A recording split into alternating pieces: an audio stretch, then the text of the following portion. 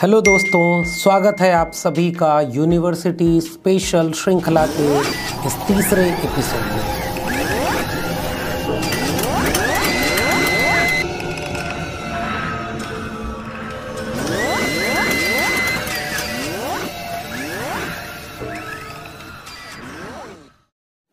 Hello दोस्तों, स्वागत है आप सभी का यूनिवर्सिटी स्पेशल श्रृंखला के इस तीसरे एपिसोड में।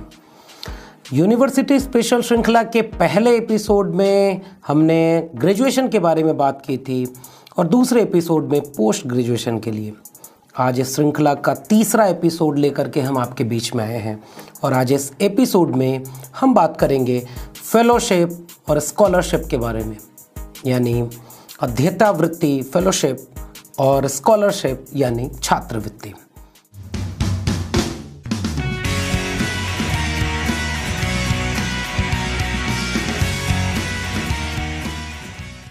तो आइए जानते हैं कि हायर एजुकेशन की पूरी पढ़ाई लिखाई के दरमियान ये सबसे ज़रूरी पक्ष होता है कि वे कौन सी योजनाएं हैं, वे कौन से मौके हैं जो आपकी पढ़ाई लिखाई के लिहाज से बेहद अहम है।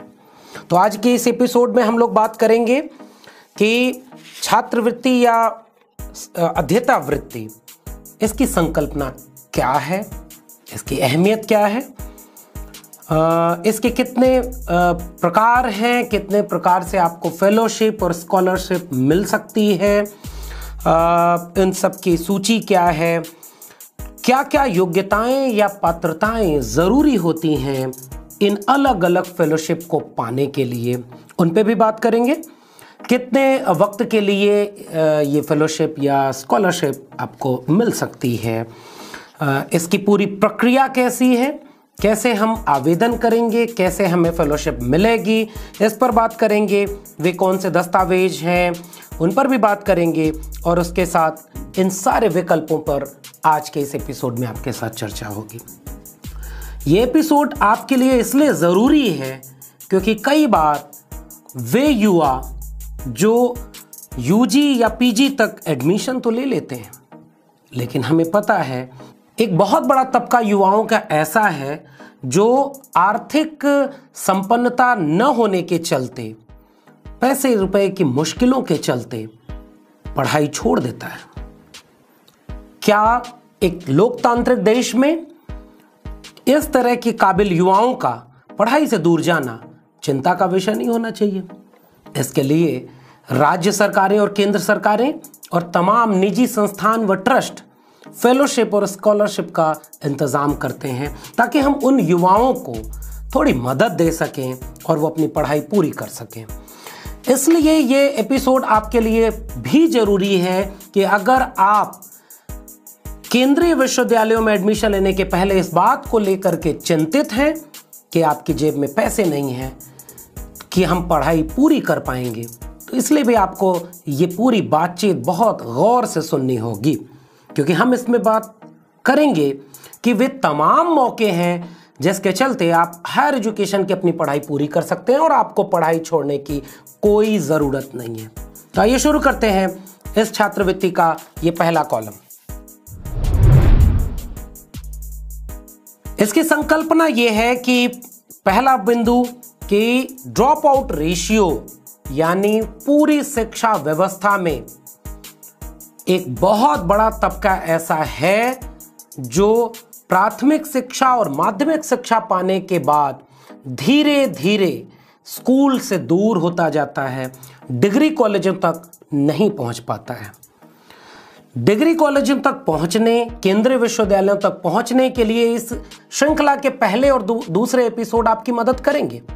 ये तीसरा एपिसोड आपको इस मायने में मदद करेगा कि आप फेलोशिप और स्कॉलरशिप की इन तमाम योजनाओं का लाभ उठाते हुए अपनी आगे की पढ़ाई पूरी कर सकते हैं। इसलिए इसकी संकल्पना ये रखी गई कि किसी भी व्यक्ति के जेब में कितना पैसा है ये इस बात को तय न करे कि उसको कितनी दूर तक पढ़ाई के मौके मिलेंगे।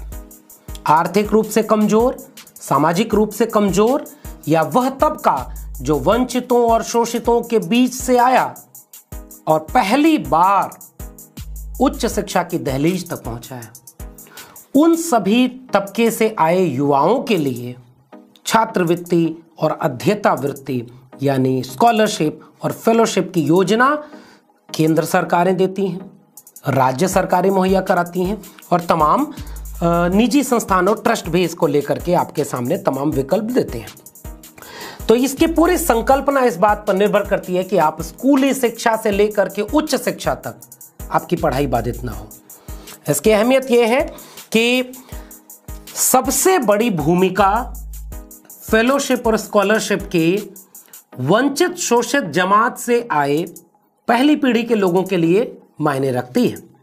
उनमें दलित, पिछड़े, आदिवासी, अल्पसंख्यक और महिलाएं, ये वो तबका है जो उच्च शिक्षा में 90 के बाद पहली बार दहलीज तक पहुंचा है। इसलिए उच्च शिक्षा के लिए, उनके पूरे उच्च शिक्षा के लिए स्कॉलरशिप और फेलोशिप की ये तमाम योजनाएं बेहद अहमियत रखती हैं।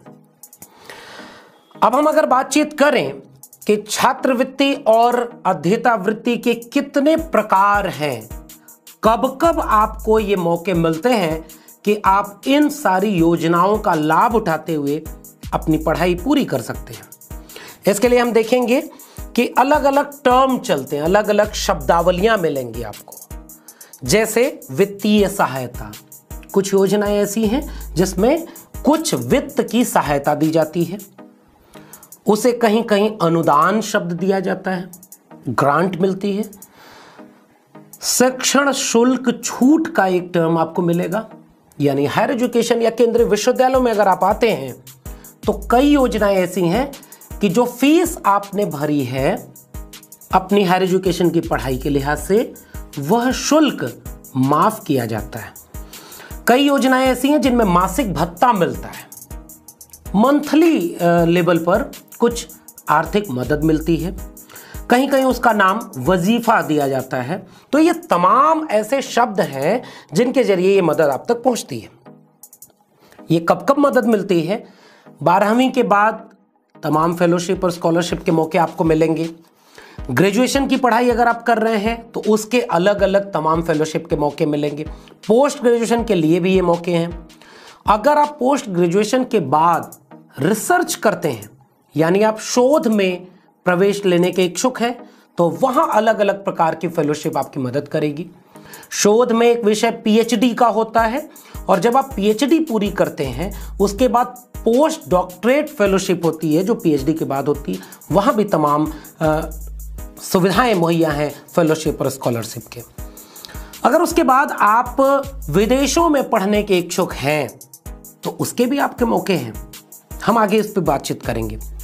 तो इन सारी चीज़ों को लेकर के अब हम अगर बातचीत करें, ये सारे प्रकार छात्रवृत्ति के, अध्येता वृत्ति के हर अलग अलग स्तर पर काम करते हैं।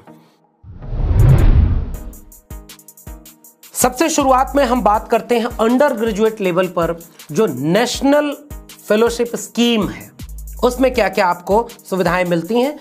पूरी सिलसिलेवार सूची अंडर ग्रेजुएट और पोस्ट ग्रेजुएट से लेकर के रिसर्च या फॉरेन यूनिवर्सिटीज में पढ़ने के लिए कितनी फेलोशिप है, क्या क्या उसकी पात्रताएं हैं, कैसे आप आवेदन करेंगे, विस्तृत सूची आपको इस वीडियो के डिस्क्रिप्शन बॉक्स में मिल जाएगी। क्योंकि उन्हें अगर हम एक एक करके आपसे साझा करने लगे तो ये कई घंटे की वीडियो बन जाएगी। इसलिए हम आपके सुविधा के लिए वो पूरी तालिका, एलिजिबिलिटी क्या है, कैसे अप्लाई करेंगे, कब कब उसका लाभ ले सकते हैं और किस किस वक्त कैसी कैसी फेलोशिप आपको मिलेगी, इसका पूरा सिलसिलेवार ब्यौरा आपको वीडियो के डिस्क्रिप्शन बॉक्स में मिल जाएगा। मैं कुछ उदाहरणों के जरिए आपसे ये बात समझाने की कोशिश करूंगा कि आप समझ पाएं कि कितने प्रकार की फेलोशिप आपको मिलती है। अंडर ग्रेजुएट प्रोग्राम की बात करें तो नेशनल लेवल पर GP Birla fellowship, CLP Indian scholarship scheme, Sitaram Jindal foundation scholarship scheme, NIU scholarship cum admission test की scheme, Ramankant Munjal scholarship, doctor Reddy's foundation, keep India smiling foundation scholarship programme, prime minister's special fellowship scheme Jammu and Kashmir, LSAT Indian law fellowship, Azim Premji university undergraduate scholarship, UP ESEAT BTech scholarship, MMIT engineering scholarship, KIITEE merit scholarship, all India youth scholarship entrance exam, national entrance screening test NEST, HP Udaan scholarship program, ONGC scholarship to meritorious SC/ST students, foundations of excellence scholarship, ऐसी तमाम scholarship जो national level पर undergraduate program में आपको मिल सकती हैं। International स्तर पर भी तमाम फेलोशिप हैं, मसलन Japanese government scholarship for under graduate students Chinese government देती है।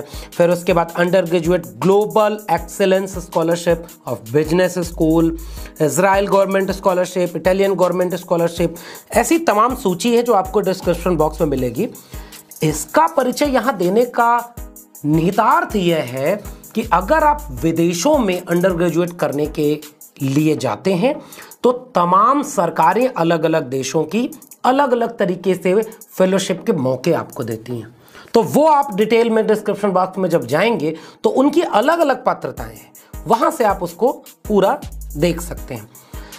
पोस्ट ग्रेजुएट स्तर पर अगर गवर्नमेंट की फेलोशिप की बात करें, स्कॉलरशिप की बात करें, तो merit come means scholarship for professional and technical courses minorities, post merit scholarship scheme for minorities, scholarships for top class education for students with disability, national fellowship and scholarship for higher education of ST students, SN Bose scholarship program, Khurana program for scholarship, chief ministers urban leaders fellowship, post graduation Indira Gandhi scholarship for single girl child, post graduate merit scholarship for university rank holder, post graduate scholarship for professional courses for SC/ST, Rajarshi Chhatrapati Shahu ji Maharaj शिक्षण शुल्क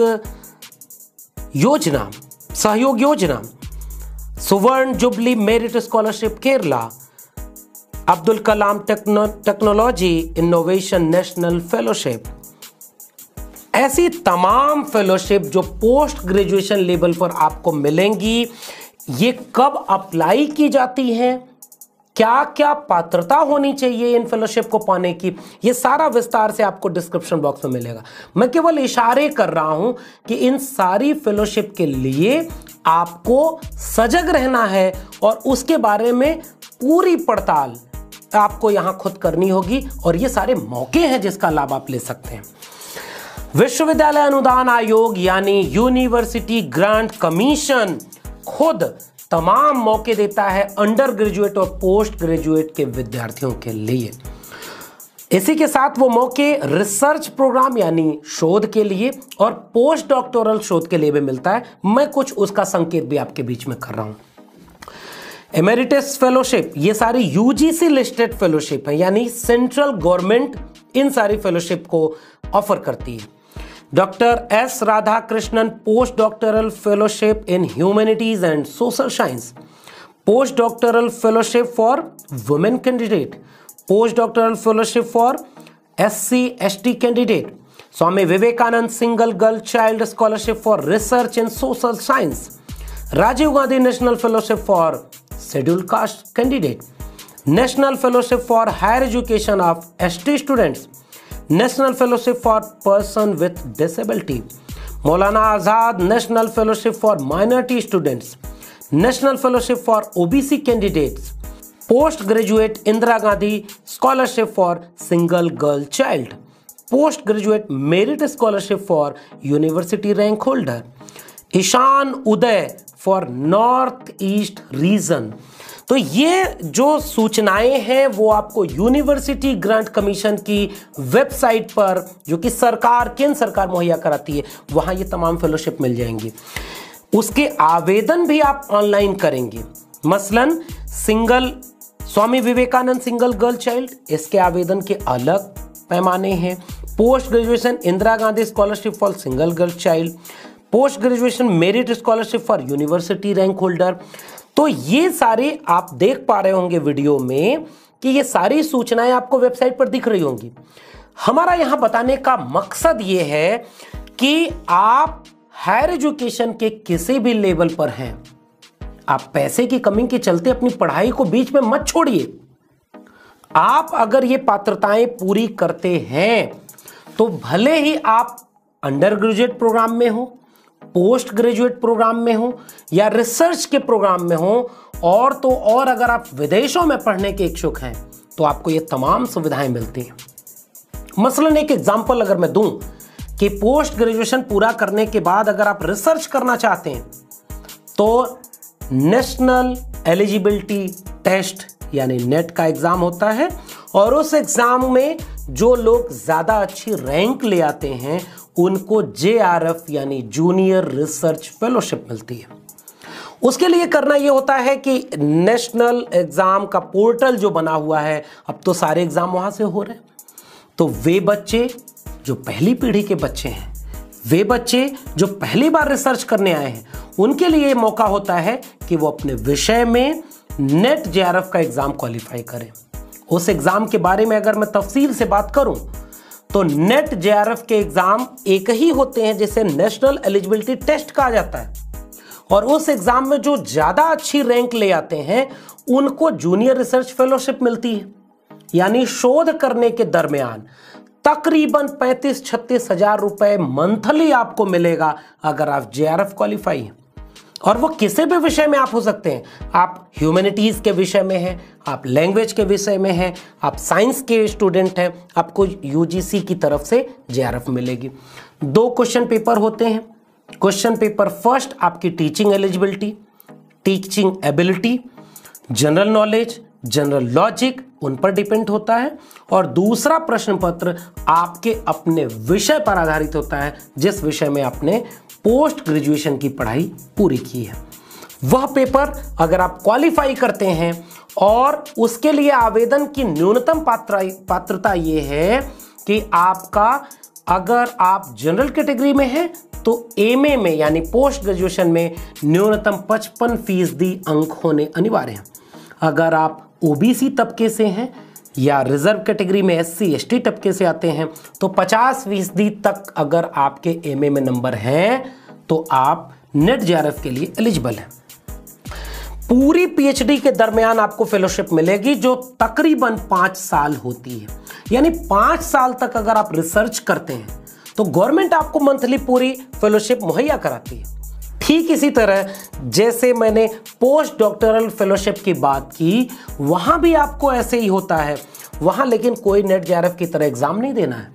अगर आप post doctoral fellowship के लिए आवेदन करते हैं और आपका चयन हो जाता है तो गवर्नमेंट स्वतः आपको तकरीबन 55 से 56 हजार रुपए मासिक तौर पर आपको अनुदान देती है। तो अपनी पढ़ाई को क्यों बीच में रोकना अगर आपके पास इतने सारे मौके हैं।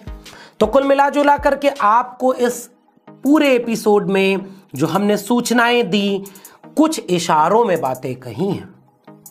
अगर आप इच्छुक हैं कि आप हायर एजुकेशन में जाएं, आप बेहतर तालीम पाएं, तो आपकी जेब, आपकी पढ़ाई लिखाई और आपके सपनों के आड़े नहीं आएगी, बशर्ते कि आप थोड़े जागरूक बने।